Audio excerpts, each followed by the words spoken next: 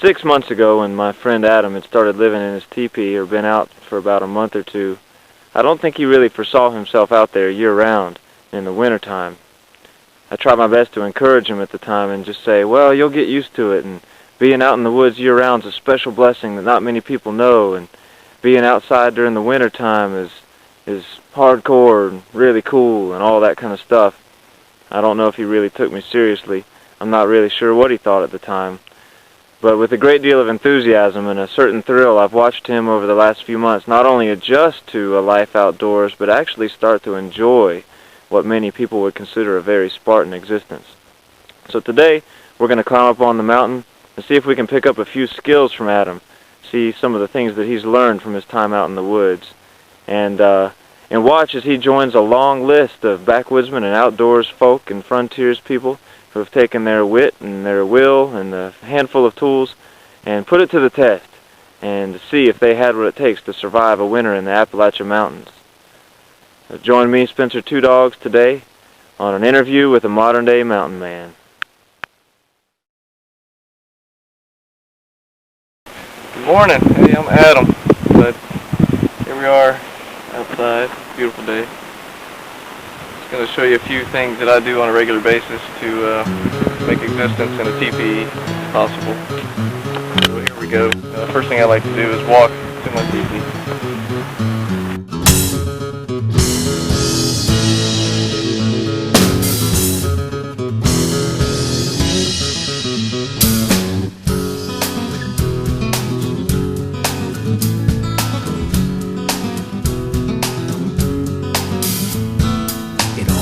When I was very young, my old man knew I was born to run. Taught the land and which way the wind blows. So many things that a father knows. A sailboat captain, a farmer too, a master chef with that oysters stew.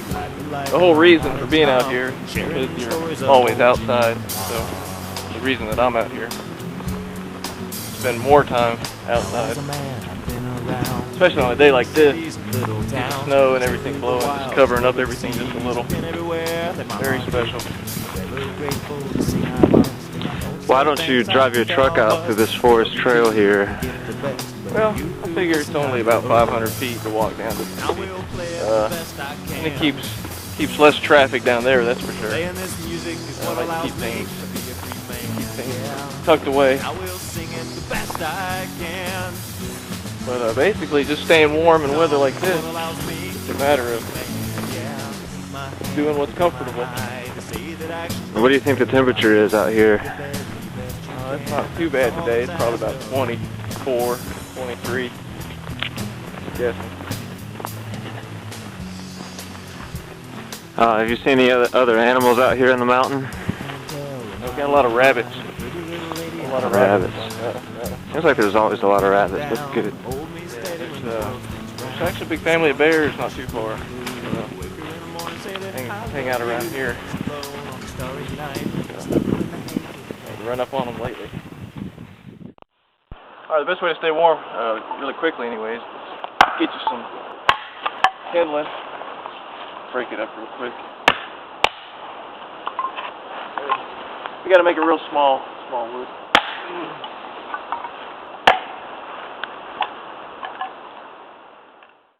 What kind of wood do you like to use? We got real lucky here. Found a dead poplar tree that was standing up. We knocked that down and pieced it up. It's got a little bit of rot, just a little bit of rotten wood in it, but not too much. But it burns a real hot, dry, smokeless fire.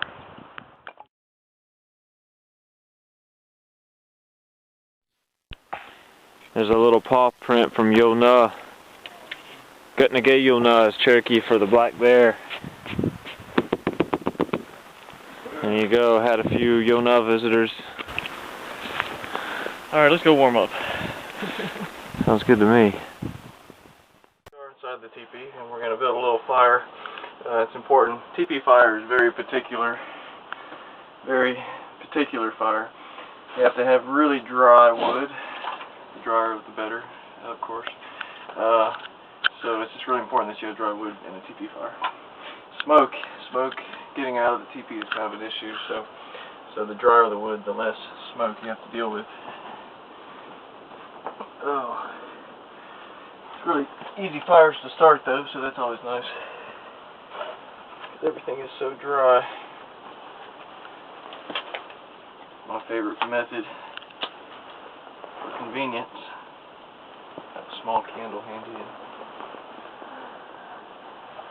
and then you just, if you look down in this fire pit, you'll notice it's kind of concave. It's kind of got a bowl shape to it.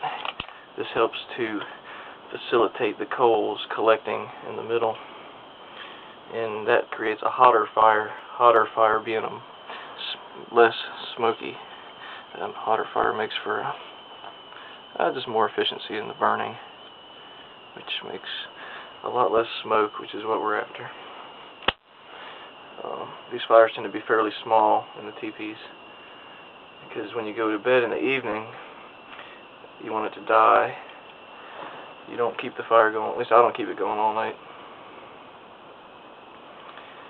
Yeah, another few seconds and that'll be good. Tell us about your rocks here. Oh yeah, you notice this nice rock structure around the fire pit here. Basically these rocks heat up with the fire, and so they kind of reflect heat back into the fire, and also towards me, which is what's really nice. It keeps me a lot warmer because the rocks push all that heat at me. And you can make these bigger and better, and the more heat shield you have, the better, warmer you'll be. But another important part of this whole staying warm is this bed. If you notice this bed, it's got a lot of blankets on it. Bottom line, got to have a lot of insulation from the cold here in the Appalachians, because it's been getting pretty cold. But most important is that you get padding, lots of padding on the ground. Got lots and lots of padding to keep me off of the ground. What are some examples of natural materials you might use if you didn't have, like, carpet or tarps? What are some things you could use to pad from the ground? Right. With a little bit of time, you can actually collect enough leaves, dry leaves and leaf litter, and just pile it and pile it and pile it and smash it down and pile it and smush it down, and eventually you'll get a nice thick bed that's better than this if you use all the leaves and sticks out there. Not so much sticks, but leaves and litter. If you notice, this fire doesn't have a lot of smoke. That's a good thing. So there's a lot of reasons to cultivate that skill. But in a teepee, it's a real practical reason, and that being that you don't want to breathe smoke and choke yourself half to death. It's true. Here today, I was going to make some pine tea. I just happen to have my pine needles handy and a little squash from the field. Squash are nice because they can keep all winter if you put them in a underground location or keep them protected in some way. They can, especially winter squash, hence the name. Get these needles nice and small, makes for stronger tea. Well, pine tea, nothing will cheer you up like pine tea. Are you feeling cheerful? Cheerful at the thought that I'm going to be having some pine tea. One of the best parts of living in a teepee can't be seen. It can only be experienced. That's for sure. Like waking up every morning in the frigid cold. When you wake up, you know you're alive because that cold just hits you. You gotta move or you gotta die. I like that.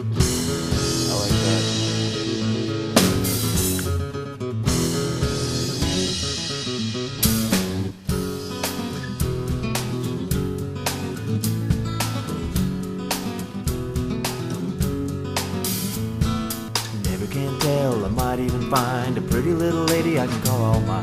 Take my hand when I'm feeling down, hold me steady when the world spins round. Kiss her on the cheek when she's feeling blue, wake her in the morning, say that I love you. Dance alone on a starry night, snuggle in the hay till the dawn's first